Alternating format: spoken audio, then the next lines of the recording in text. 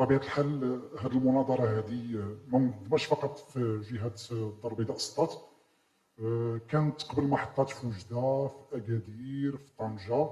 وأنا سعيد اليوم أنه يعني المناظرة ديال التشجيع الرياضي في جهة الدار البيضاء الكبرى استثنائية، على اعتبار أنه مدينة الدار البيضاء استثنائية، والتشجيع الرياضي والشغف ديالو في مدينة الدار البيضاء بحكم التاريخ يفوق أي شغف آخر. هذا ماشي بحث عن الامتياز، بل هو قوة ديال التاريخ.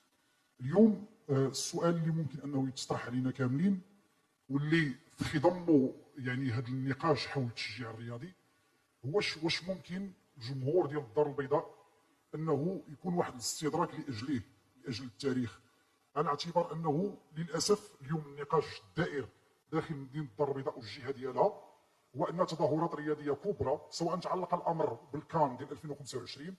بطبيعة الحال ملعب محمد الخامس التاريخي غير مؤهل أنه يستضيف نهائيات كأس العالم، ولكن على الأقل كان 2025 بغض النظر على ما يسمى ملعب الدار البيضاء، لأنه كاين بن سليمان. أنا كولد كازا ما كنعتبروش ملعب ينتمي لمدينة الدار البيضاء. واش ممكن يكون شي استدراك أنه الجمهور ديال الدار البيضاء يتفرج في المنتخب الوطني المغربي في إحدى الدورات، أنا كنقول غنفوتوا دور المجموعات، في إحدى الدورات النهائية في دونور، وما أدراك ما دونور.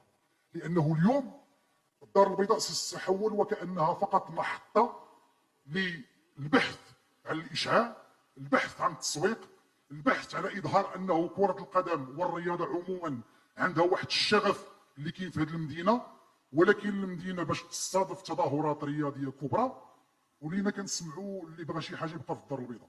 يعني كنتمنى، ما عرفتش واش المسؤولين السياسيين والمسؤولين الكرويين واعيين بهذه المسألة، هو أن خص مدينة الدار البيضاء في الكان 2025 يكون شي استدراك، ما تحرمش من متابعة المنتخب الوطني المغربي داخل الملعب الرياضي التاريخي اللي سميتو مركب محمد الخامس، الذي كان شاهدا على مر التاريخ على تظاهرات.